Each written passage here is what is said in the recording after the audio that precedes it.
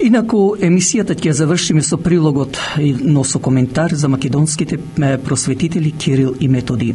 Овој прилог ќе биде во знак на благодарност за донациите што ги дадоа Кристина Трајковска со фамилијата, но и две наши македонки. Токму, овие наши сонароднички истовремено сакат и на сите вам да ви го честитаат значајниот наш македонски празник Свети Кирил и Методи. Додиме со коментарот. На 24 мај е македонскиот православен празник Свети Кирил и Методи. Овие двајца македонски браќа од татко Лав и мајка Марија, родени во Солун, меѓу 7 браќа, Методи најстариот, кое име му е црковно, роден во 815 година, а Константин со неговото пак црковно име Кирил, роден во 826 година.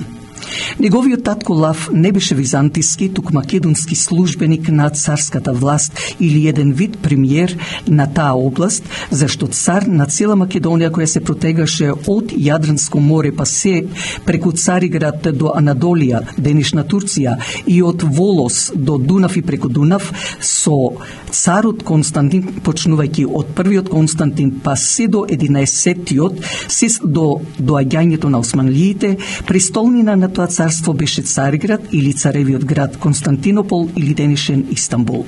Што значи името Византија, наместо Втора Македонска империја, е добиено од местото кај Цариград Визант или Бизант, што германците по креирањето на новата држава во 1830 година наречена Грција, некаде после 1860 година, се што беше македонско го заменија со друго име, како например Александар Македонски со Александар Велики, македонското писмо со кирилица, македонската држава со Самуилова и така натаму. Тоа го направија германците со формирање на Нордиско-германскиот институт, земајќи од нас и, да речам, подарувајќи на новонастанатите соседни држави во 19 и 20 век.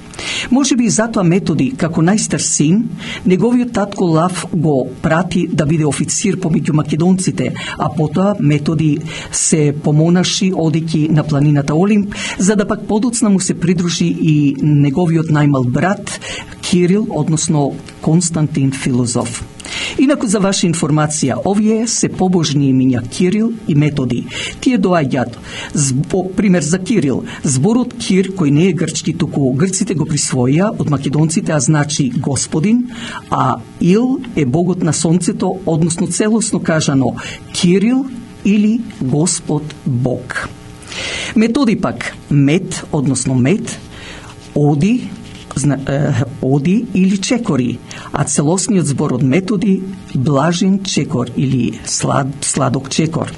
Да напоменам дека Кирил отишол да учи во Цариград, зашто тој од мал почнал да се интересира за христијанската религија, но за тоа влијаеле према сите деца на побожните родители Лав и Марија, така да Константин или Кирил се занимавал со списите на Свети Григори и на Диониси. Во Цариград го продолжува образованието на богословската наука, а таму тој учел граматика, аритметика, односно математика, географија, астрономија, музика, поезија, риторика, од јазиците пак латински, еврејски, сириски, така да по завршувањето на образованието најпрво бил библиотекар при црквата Света Софија во Цариград, а потоа бил поставен за професор по филозофија во училиштето, што го завршил, од каде го добил и името Константин Филозоф.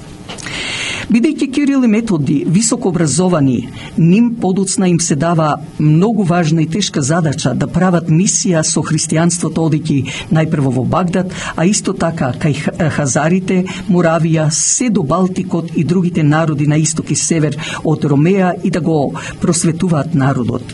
Она што Германија направи катастрофа врз се што е македонско, како што и се уште прави заедно со Англија, па и Америка, бидејќи лажно Германија ја представи историјата за Македонија или поточно низедоа се и поклонија на новокомпонираните држави Грција со антиката, средновековието па до 1944 година, како што слушате, на Бугарија, со тој Сан Стефански договор, потоа со косовските битки, борбите со кнез Милош, Немања, цар Душан, крале Марко и многу други тоа на Србија, а пак Ѓерѓи Кастриоти, познат како Скендербек, па и Гонџа Бојаджију, односно мајка Тереза на Албанија, која всушност ја измислија таа лажна историја, баварите или германците, дека македонската азбука е позајмена исто така од грчката азбука, што сосема е спротивно.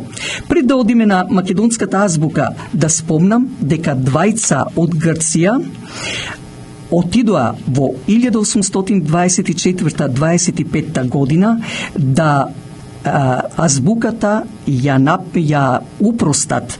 Имено тие порано имаја знаци, што секој знак покажуваше, даваше именка или било што, збор. Исто како со 1000 знаци, исто како и самите кинези што имаја најпрво 50.000 знаци.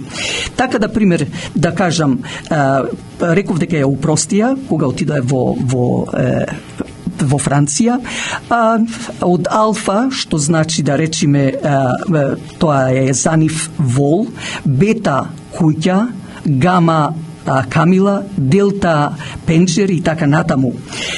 Нешто реков слично, значи од знаците што ги имаја порано, тие ја упростија таа азбука. Во Франција земат од македонските букви, за да денес грчката азбука има само 24 букви. Токму оние букви од македонското писмо, од македонската азбука, која е пишана уште во античко време, се користи таа наша македонска азбука во црквите, наречена како старословенско писмо, кое во прво време броело 41 буква, односно 38 букви и 3 знаци, како меки знак, тврди знак и баротна е. За ваша информација околу македонското писмо. Како што реков, тоа е писмо уште од антиката. Ете дури и во Египет на Розета Стон е напишано на македонски јазик и со македонска азбука. Исто така Библијата во Цариград, а за тоа има пишувано и француски историчар. Еве што е. Со креирањето на Франција како држава во 800-та година од наша ера, кралот Шарлмајн или Карло Велики ја позајмува Библијата, напишана на македонски, и со македонските обичаи Франција вршела обреди и сите тие традиции цели 1000 години. Ако ова е се точно, како што имам и копија, а знаеме, за да се направи азбука требат најмалку 50 години. Еве ќе употребам албанската азбука што во 1878 година, кога сакаа друго парчење на Македонија од страна на Западот, тогаш конзулите во Битола од Австрија, Италија, Германија, најпрво азбуката ја направија, за да потоа официјално како држава стане Албанија во 1920 година. Исто така Вук Караджич во време или Доситеј Обрадовиќ или пак Јован Јовановиќ Змај, за по неколку букви што направија реформа, им требаше доста години за да направат, односно некаде околу 50 години. Тогаш, како може еден Методи роден во 815 година, а Кирил 826 година, а се пишува дека 863 година ја направиле глаголицата, односно македонската азбука, кога тогаш требаше дали да растат или да се школуваат, и што останаа години, негде околу 15 до 20 години. Што значи, сево ова паѓа во вода. Тие само направија, како што реков, реформа на некои букви од азбуката, како што и денес се прави. А Германија, она што го измисли, тоа всушност затоа и ни прави вакви неубави злочини врз нас македонците.